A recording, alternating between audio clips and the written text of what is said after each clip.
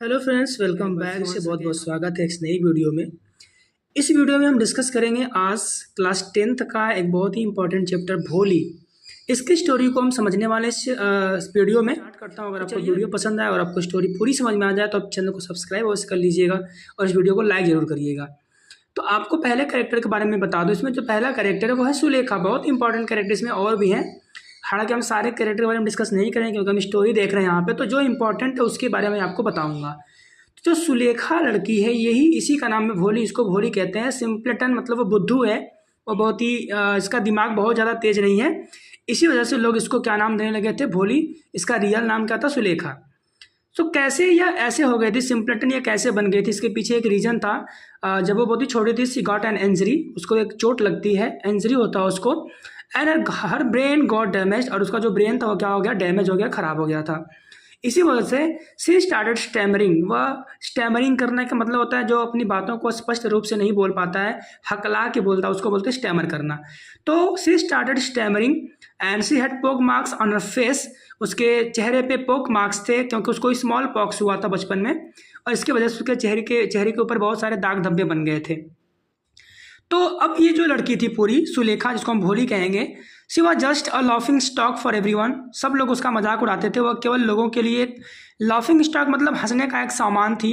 सब लोग उसको देख के हंसते थे, उसका मजाक उड़ाते थे, उसके चेहरे को देख करके हंसा करते थे। इवन उसके जो फैमिली मेम्बर्स थे, उसके फादर, जो उसके मदर थी, और जो उसके और अन्य ब्रदर और सिस्टर थे, वह सब भी इससे हेट करते थे जस्ट बिकॉज ऑफ ये सुंदर नहीं थी। तो उसके फादर का नाम है रामलाल, जो एक नंबरदार है। Numberdar is a post in village, गांव में एक पोस्ट है नंबरदार। तो रामलाल नंबरदार के पोस्ट पे काम करने वाले इंसान हैं। तो इस वजह से ये तहसीलदार के काफ़ी करीबी हैं और तहसीलदार की बातों को इनको मानना पड़ता है। तो इसके जो फादर है रामलाल, इनके पास 3 सन्स एंड 4 डाटर्स हैं, 3 बेटे और 4 बेटियां इनके पास हैं। एंड डेफिनेटली भोली इज़ वन ऑफ देम, भोली भी उन्हीं में से एक है। और इनके फादर को बहुत ही टेंशन होता है कि बाकी बच्चों के तो ठीक है शादी हो जाएगी बिकॉज वे अच्छे हैं, सुंदर दिखते हैं, बट भोली के बारे में क्या होगा। भोली के लिए इम्पॉसिबल टू मैरी, यानी भोली की शादी मुश्किल थी क्योंकि भोली सुंदर नहीं दिखती थी, और एक तो ये बुद्धू भी थी, डम भी थी।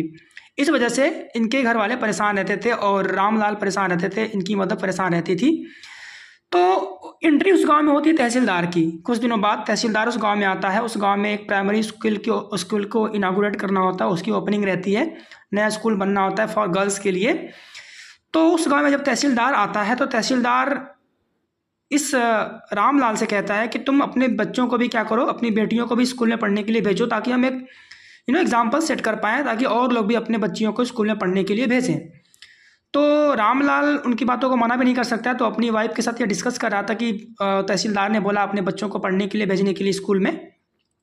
तो उसकी वाइफ कहती है कि ठीक है, हम भोली को वहाँ भेज देंगे क्योंकि भोली वैसे भी किसी काम की नहीं है, वो पढ़ना लिखना तो उसको आएगा नहीं, तो घर पे रह के हम लोगों को परेशानी करेगी। उससे अच्छा वो चली जाएगी स्कूल में, उसके स्कूल के जो लोग हैं वो देखेंगे उसको कैसे रहना है।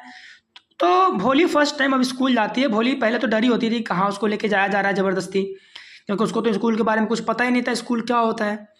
उसको अच्छे कपड़े पहनाए गए, उसको हेयर को अच्छे से कॉम किया गया, ऑयल लगाया गया, सब कुछ किया गया, तो उसको थोड़ा अच्छा लगा कि लग रहा हो किसी अच्छे जगह पे जा रही है। तो भोली को स्कूल में ले जाया गया। भोली वहाँ पे जाती है तो अपने उम्र के और भी बच्चियों को वहाँ पे देखती है, छोटी छोटी बच्चियाँ थी, सबके साथ वो खेलती है, उसको थोड़ा सा अच्छा लगता है, वो बहुत ही खुश होती है वहाँ पे। और जो वहाँ पे उसकी एक टीचर थी, फीमेल टीचर थी, वो इनकरेज करती हैं भोली को, उसके उत्साह को बढ़ाती हैं और उसको अपने ऊपर उसके जो फेस की वजह से लोग उसका मजाक उड़ाते थे, वो बोलती है इस पर ध्यान नहीं देना, तुम अपने ऊपर मेहनत करो। और भोली अपने ऊपर बहुत ही वर्क करती है, बहुत ही मेहनत करती है और बहुत ही इंटेलिजेंट बन जाती है भोली आगे चल के।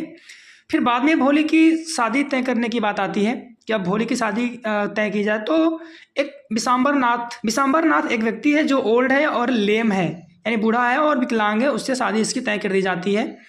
और स्टार्टिंग में इसने कोई डॉरी की डिमांड नहीं की थी, बट जब वो शादी वाले दिन वहाँ जाता और भोली के चेहरे को देखता है तो उस पर बहुत सारे पॉक मार्क्स थे ड्यू टू स्मॉल पॉक्स। तो उसने क्या किया, अब डॉरी की डिमांड करना शुरू कर दिया। तो उसके फादर ने बहुत ही रिक्वेस्ट किया कि हम डॉरी नहीं दे पाएंगे, बहुत ही गरीब है, यहाँ तक कि अपनी पगड़ी भी उतार करके उन्होंने क्या कर दिया, इसके पैरों में रख दिया, बट उसने डिमांड की। लेकिन वहीं पे एक अलग ही घटना होती है कि जो भोली थी, जिसको लोग बहुत ही बुद्धू समझते थे, बहुत ही मूर्ख समझते थे, उसने क्या कर दिया, उसने खुद ही रिफ्यूज़ टू गेट मैरिड, शादी करने से मना कर दिया कि मैं अब इससे शादी नहीं करूँगी, ये लालची इंसान है, मैं इससे शादी नहीं कर सकती, मैं इसके साथ खुश नहीं रहूँगी। तो अब इसके फादर को ये चिंता होने लगी कि आखिर कौन अब भोली के साथ रहेगा, इसकी शादी कौन करेगा इससे। तो भोली ने बोला कि मैं शादी किसी से नहीं करूँगी, अब मैं यहीं पे रहूँगी, जब आप लोगों की एज ज़्यादा हो जाएगी तो मैं आपकी हेल्प करूँगी, आपकी सेवा में रहूँगी। और भोली ने बोला कि मैं इस स्कूल में क्या करूँगी, एक टीचर के रूप में पढ़ाऊँगी। इस तरीके से भोले ने एक अपना डिसीजन लिया और ये डिसीजन उसके लिए अच्छा भी था। हमारे समाज में भी ऐसे लोग हैं जो काफ़ी ज़्यादा डाउरी की डिमांड करते हैं, ये बहुत ही गलत है, ऐसा नहीं करना चाहिए किसी को भी। आई होप आपको स्टोरी समझ में आ गई। एक बार फिर से आप इन चीज़ों को देख सकते हैं, बहुत ही शॉर्ट में मैंने ये चीज़ आपको समझाने का भरपूर प्रयास किया है और ये आपको बहुत अच्छे समझ में आ जाएगा। आप इन टॉपिक्स को, इन पॉइंट्स को नोट भी कर सकते हैं समझने के लिए स्टोरी को। बाकी आपको एक बार मैं रिकमेंड करूँगा कि आप स्टोरी से जाएँ, बिल्कुल गो थ्रू करें अपने चैप्टर से, ताकि आपको ये सारी चीज़ें मिलेंगे ऐसे नेक्स्ट वीडियो में। Thank you so much.